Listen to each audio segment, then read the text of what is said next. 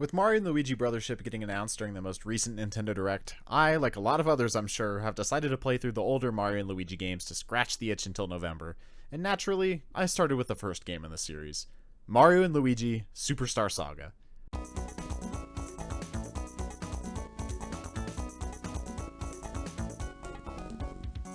Anyone who knows my taste in games will likely have heard how much I love the Mario and Luigi games. Their sense of charm, witty dialogue and characters, unique turn-based battle system, and deviations from standard Mario tropes have always resonated with me deeply. But despite how much I love the Mario and Luigi games, I have a deeply horrifying, truly disturbing confession to make. I've never actually beaten Superstar Saga until now. Sure, I grew up playing Bowser's Inside Story and Partners in Time, and I played Dream Team and Paper Jam the days they came out, but it took me until now to finally play all the way through Superstar Saga. Granted, I had tried to play through the game before multiple times, and even made it pretty far, as I learned during this playthrough, but this is my first full completion of the game. And since I can never stop talking, I obviously have a lot of stuff to say about it, so let's just dive into what I thought about it. Released in 2003 for the Game Boy Advance, Mario & Luigi Superstar Saga is the second of two spiritual successors to Super Mario RPG Legend of the Seven Stars, the other being Paper Mario, which released 2 years prior. Superstar Saga was actually directed by Mario RPG's director, Yoshihiko Maekawa, and he would continue to be involved in the Mario & Luigi series following this release. And like Mario RPG, this isn't a normal Mario game. First off, look at this box art. This is so fucking cool. Mario and Luigi are front and center, but they have this deeply stylized look with big, bold outlines, tons of gradient shading, and bright, popping colors. In the background, we get to see some of the game's original characters populating the game's main setting, the Bean Bean Kingdom. It's obvious that this is a Mario game, but with an art style like this, clearly you're in for something special. I mean, look at this. Yeah, sure, that's fine. That's Mario. I mean, there's a Yoshi there. Like, it's very clearly a Mario game. But now look at this. I mean, come on. They took Mario and Luigi, who are lovable, cute, very presentable mascot characters, and made them look hard as fuck, while still making them look like expressive cartoon characters. This is a world I want to go on a Superstar Saga in. And this look applies to the actual game as well. There's a unique flair about the sprite work and character designs of Superstar Saga that's difficult to describe. It feels like there was so much attention to detail put into every character, from the toads in the opening having bulging eyes, to these shit-eating grins that these sewer beetles give you, to Cackleta's looming cackle, to these weird guys teaching you power-ups that look like they're smoking a forbidden fire flower or something. There's a mixture of both edge and extreme over-the-top goofiness that feels wholly unique to not just this game, but the whole series, really. Regardless of the game's quality, it's almost undeniable that it's visually very striking, even if Bowser looks like someone dropped a cartoon piano on his head. Moving on to the actual game, we follow Mario and Luigi. Yeah, I know, it's shocking. As they travel through the Bean Bean Kingdom in pursuit of Cackleta, who has stolen Peach's voice to awaken the Bean Star, which can grant wishes to whoever awakens it. Right off the bat, I love the premise of the game. In general, Mario games feature a pretty cookie-cutter plot. Princess Peach gets kidnapped by Bowser, Mario travels through the Mushroom Kingdom to save her. Mario and Luigi Superstar Saga shows right away that it's not about to follow these same tropes. After the first area of the game, Mario and Luigi are taken straight to the Bean Bean Kingdom, where they remain for the entire game, allowing new, fun, different locales from the Mushroom Kingdom to be explored. And the game does a really good job of making these new areas feel distinct from the Mushroom Kingdom while also clearly being part of the Mario universe. From the funky and dazzling Stardust Fields to the eccentric Chucklehuck Woods and the frozen peak of Joke's End, the game features enough locations to keep the game feeling fresh all the way through. The commitment to making sure the game feels unique is felt right away when you learn that Bowser, historically the final boss of every Mario game, is the tutorial fight for this game. He has come to kidnap Peach, but decides that Peach, whose voice has been replaced with explosive vocabulary, is too dangerous to kidnap, and instead decides to give you a ride to the Bean Bean Kingdom. The game is very self-aware in the fact that it's ignoring basic Mario tropes, which, while a little corny, is also very charming. It's in this tutorial fight against Bowser where you start to learn what makes Superstar Saga stand out compared to other turn-based RPGs. In battle, you use Mario and Luigi, who are controlled with A and B respectively, who take turns hitting enemies with their overworld attacks, which I'll get into later. Like Super Mario RPG, Superstar Saga has the added twist of being able to time attacks during your turn to deal more damage, as well as during the enemy's turn to avoid taking damage. However, unlike in Mario RPG, you don't block attacks. You either avoid them by jumping out of the way or by swinging your hammer, both of which can sometimes allow you to counterattack enemies during their turn. During your turn, you can also spend Bros points, a mechanic akin to MP in a standard RPG, to do a more complicated Bros attack, where you time a chain of attacks together to perform an attack with both brothers, with the obvious benefit of dealing more damage than a standard attack. These relatively simple additions to the standard turn-based RPG system really allows the game game to stand out and helps to engage the player with the game. Instead of being about tactics and planning like a normal RPG, Superstar Saga is about action and timing, which makes sense for an RPG set in the Mario universe. Personally, I'm always a sucker for when turn-based RPGs give me a bit more input into how the battle plays out, something the Mario RPGs have always been great about. Both the standard and Bros attacks are some combination of the Bros' main abilities: jumping, hammering, and and their unique elemental hand abilities. However, despite these common building blocks, the Bros attacks keep themselves pretty interesting. Each brother has 4 Bros attacks to learn, with one being optional for each brother, and other than the initial jumping ones you learn to understand how the mechanic works, Splash Bros and Bounce Bros, they all function very differently. Chopper Bros lets you bounce off Luigi to turn Mario into a hammer helicopter, Fire Bros lets Luigi hammer a bunch of fire everywhere, Swing Bros lets you swing Luigi around and throw him at an enemy, Knockback Bros lets you launch a balled up Mario at the enemy, Thunder Bros lets Luigi drop a giant shockwave on all the enemies, and Cyclone Bros lets you turn into a hammering tornado to strike everything down. They're all pretty unique, and all have different timings to learn as well. Not to mention, after using every attack a certain amount of times, the Bros will learn an advanced version of the move, where using different attack buttons than before will extend the attack, making it both more complicated and more powerful. The timings for these attacks are definitely pretty precise, but you are able to do weaker versions of the moves that teach you the button presses and timings as well. Once you get it down, you're able to ramp up the difficulty to do more damage. On the enemy's turn, the enemies go to attack one or both of the brothers, usually with some kind of indicator as to who they're attacking, and what the timing will be. Often you won't understand the tells right away, but if you pay attention, you'll get pretty good at dodging the enemy's attacks. All this facilitates a battle system that rewards learning and mastery, something that the mainline Mario games have always encouraged. It's easy to go through the game using the weak attacks, tanking hits, and just healing whenever you take damage. However, the true fun comes when you master everything to avoid all damage, and dish out as much as you can in return. It's really cool to see one of the best aspects of the mainline games being implemented into an RPG this way. However, as fun as this gameplay system is, I definitely can't pretend like it's perfect. For one, maybe I'm just stupid, but sometimes I definitely couldn't get the timing down for the enemy attacks. Most of the time I was able to, but then I got to this goddamn bullet shooter guy and I couldn't fucking got it. There weren't always great indicators as to which brother was in danger and what the timings would be. That, and the limited animation and screen real estate of the Game Boy Advance could make some of the timings really tight. Second, while the variety of attacks is wonderful, at least while I was playing, I couldn't help but feel like certain attacks were objectively better than others. Specifically when trying to use the elemental attacks towards the end of the game, both standard and Bros attacks, I would find that random enemies would have elemental affinities, and I would end up healing them by accident. Though this is obviously balanced by making them weak to the opposite element, I found myself preferring my non-elemental attacks, sticking mostly to jumping and hammering, and specifically using the Chopper, Knockback, and Swing Bros attacks. It's a shame because I actually really want to use all the attacks because there's so much variety, but sometimes I just felt discouraged from doing so, especially since the elemental weaknesses weren't really that obvious. Also, once you figure out an area's enemies, which usually takes 2 or 3 battles with them at most, you definitely start to run into the monotony of fighting the same thing over and over. Though the game does do a good job of introducing new enemies fairly frequently, still, I found myself wanting to avoid enemies once I had them figured out. That said, the frequent boss fights were always a highlight, usually introducing some more complicated fun attacks for a one-off battle. The final criticism of the battle system really depends on who you are. It's pretty easy. Not so absurdly easy that it's mindless, but yes, I rarely encountered a battle that gave me any sort of challenge. I didn't die repeatedly on any enemy until the final boss of the game. This is very clearly intentional by the developers. The Mario RPGs aren't meant to be difficult. For children, they're meant to be great beginner RPGs that will give them an adequate challenge. For anyone that's hit puberty, the point isn't about winning, it's about mastering the system.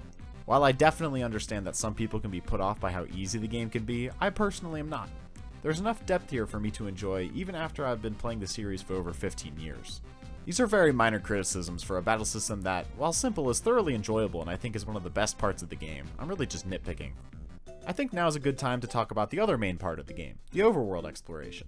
You control the 2 brothers at the same time, with one following the other, in a mix of a traditional RPG's overworld combined with light platforming elements. You are able to switch which brother is in the front by pressing the start button. You start off only being able to jump, which helps you clear small gaps, get up small ledges, and hit blocks, which usually contain items or coins. However, as you progress through the game, you learn a variety of abilities. Each brother gains the ability to hit things with hammers, allowing them to smash through obstacles. More interestingly, they also get unique hand abilities, which allows them to activate overworld objects. Mario, as one would expect, gets the Fire Brand. but Luigi gets the Thunder Hand. This is such a neat choice to give to Luigi and really serves to distinguish him from Mario even in the overworld movement, which I really appreciate. The really interesting part of these abilities comes with how the brother in the back uses them as they gain additional functionality. These abilities include a spin jump, a high jump, a tunneling move, small little baby man Mario, big man Chonko water Mario, barrel Luigi, Mario on top of barrel Luigi with a hammer, the amazing burning Luigi, and the fork in the toaster Mario. Using these moves, you complete puzzles and light platforming challenges throughout the overworld. None of the puzzles are deeply challenging, but they're difficult enough to keep yourself engaged with the overworld and serve to make the journey much more interesting than just going from point A to point B. Now, this is a lot of abilities, and with having to keep track of them based on which brother is in front, I did get mixed up a number of times. This is rarely an issue. For most parts of the game, you really don't need to swap between abilities frequently, but having to thumb through your different abilities between the two different brothers can interrupt the flow of the overworld exploration, which otherwise feels snappy, responsive, and engaging. It's definitely something that can be streamlined. It's something the later games definitely take into account. However, you do get to hear Mario and Luigi call out the abilities that they're using as you switch to them, and that's just so amazing.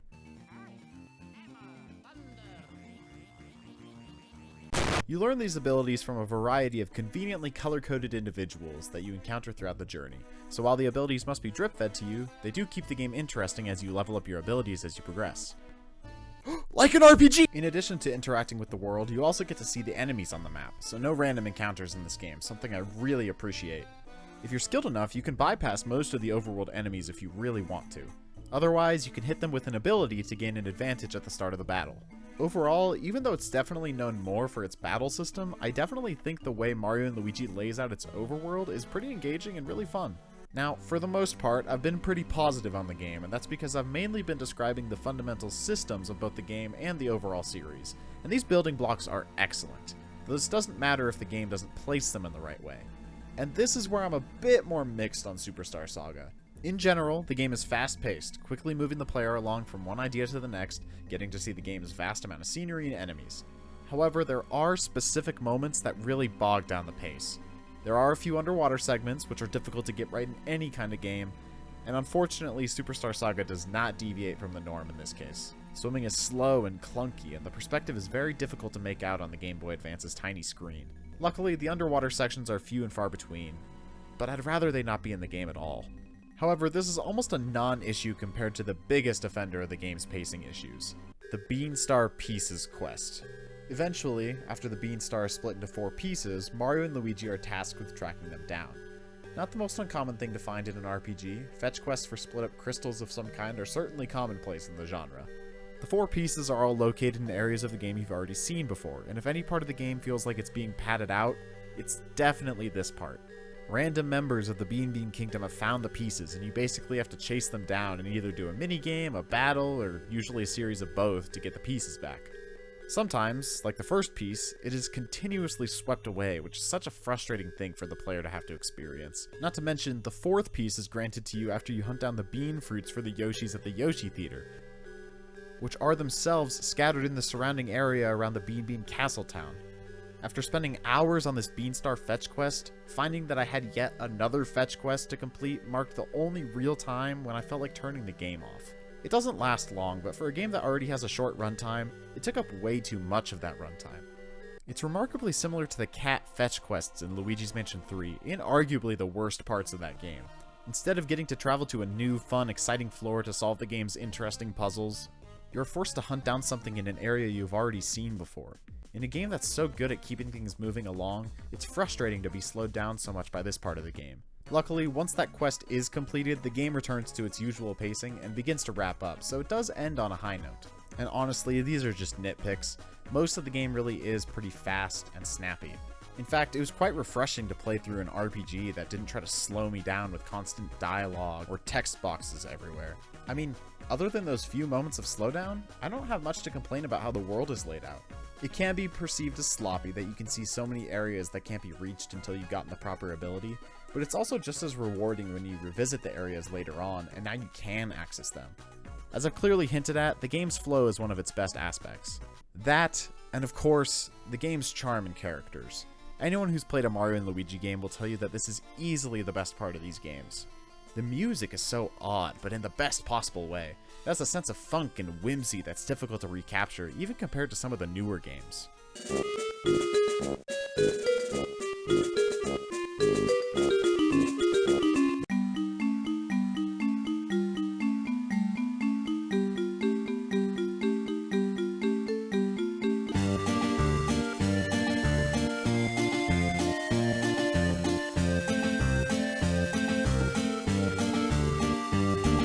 Yet it also knows when to evoke fear and concern in its more somber moments.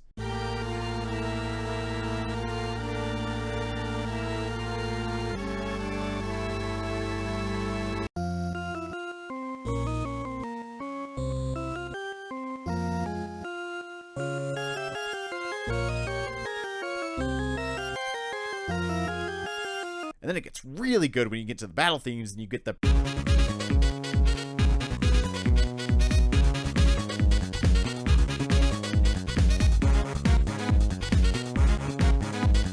And then the boss fight comes along, you switched up to the...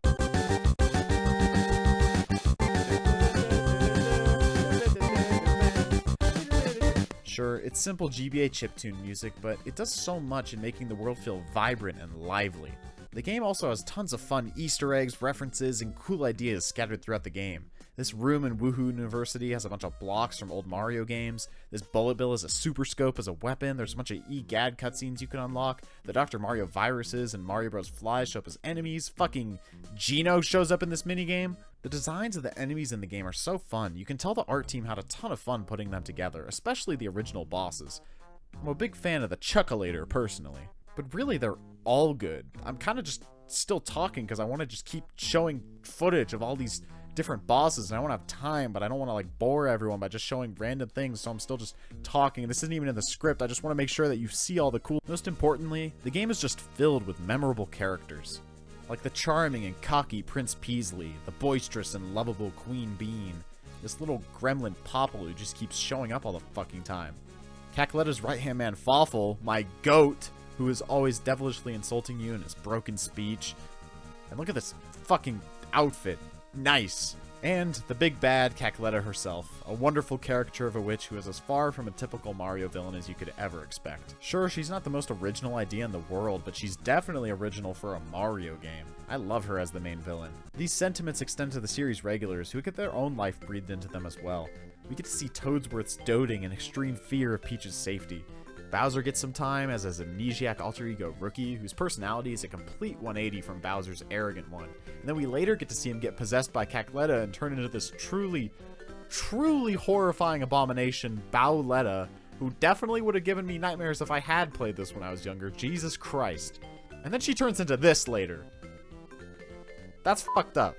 But anyone who's played this game knows that by far the star is Luigi, who really gets his own character fleshed out, if only because he's the game's punching bag for jokes. Characterized as cowardly and a bit of a doofus, the game really leans into him playing second billing, though not undercutting his actual talents.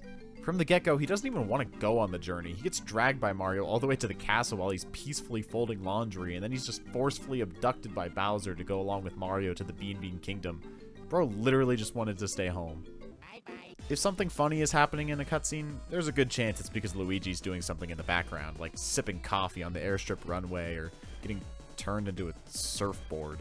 He gets so many great moments, like having to cross-dress as Princess Peach, or when Mario catches bean fever and he gets himself hypnotized to believe that he is Mario so he can be brave enough to get the cure for Mario's illness. Luigi and his signature striped socks is easily one of the best parts of the game.